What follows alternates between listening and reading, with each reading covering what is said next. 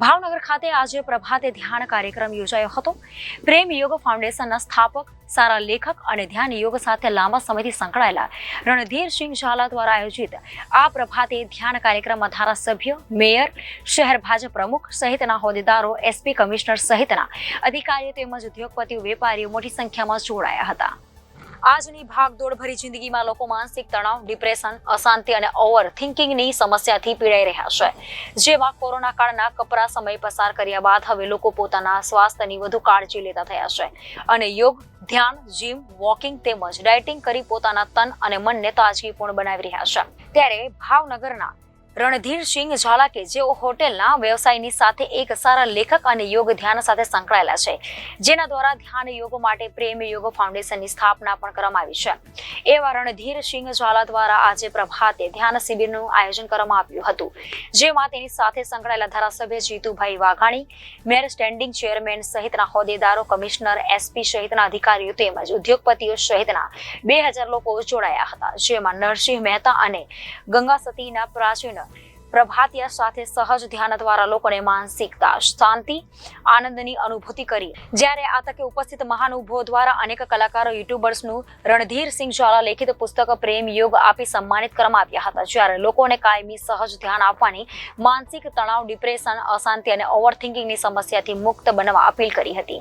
પ્રેમ યોગ ફાઉન્ડેશનના ફાઉન્ડરમાંના એક ચિંતક, લેખક અને ઇતિહાસ સાથે જેમનો ધરોબો છે, યોગ ગુરુ તરીકે સમગ્ર ભારત અને ગુજરાતની અંદર અને ખાસ કરીને ભાવેણાની ધરતી ઉપર એક અલગ વિશેષ પ્રકારે સહજ ધ્યાન સ્વરૂપે પ્રભાતે ધ્યાન અને એમાં પણ પ્રભાતિયા સાથે એ સાંભળીને પછી ધ્યાન કરીને અંતર આત્મા સુધી પહોંચાડવા માટે પ્રેમ યોગ ફાઉન્ડેશન અને એમના સૌ મેમ્બરો, જેમાંનો હું પણ એક મેમ્બર છું, અમારા સાથી યોગ ગુરુ રણધીરભાઈએ ધ્યાન માટેનું વાત પણ કરી અને બધાને ધ્યાન પણ કરાવ્યું છે। ત્યારે એક વિશેષ આનંદની અનુભૂતિ, શાંતિની અનુભૂતિ અને બધી જ સમસ્યાઓનો ઉકેલ એ ધ્યાન છે।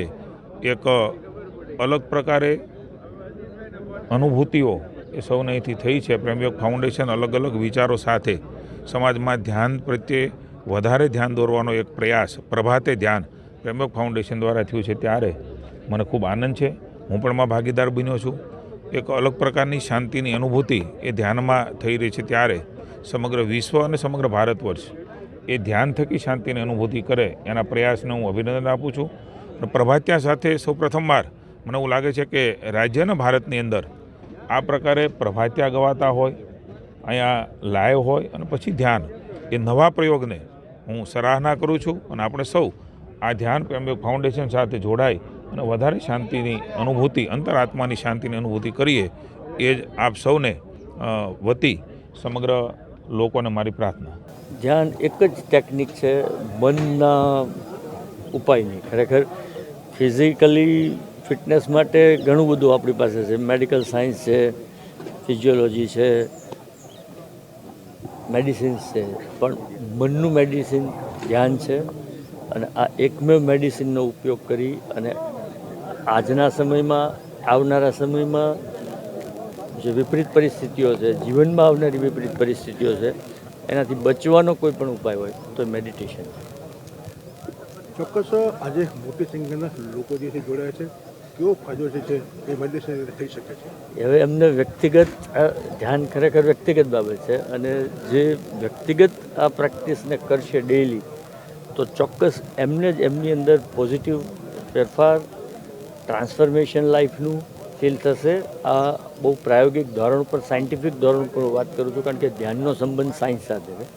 ધ્યાન કોઈ માન્યતા કે કોઈ ક્રિયાકાંડ કે કોઈ બીજી બાબતોને બિલીવ નથી કરતું। ધ્યાન છે ચોખ્ખું વિજ્ઞાન છે, ચોખ્ખું રેશનલ વાત છે, લોજિકલી વાત છે અને લોકો એમના જીવનમાં જો આ ડેલી પ્રેક્ટિસ કરશે તો પોઝિટિવ ડિફરન્ટ એમને અનુભવ થશે। Bureau report, Janadesh news, Bhavnagar.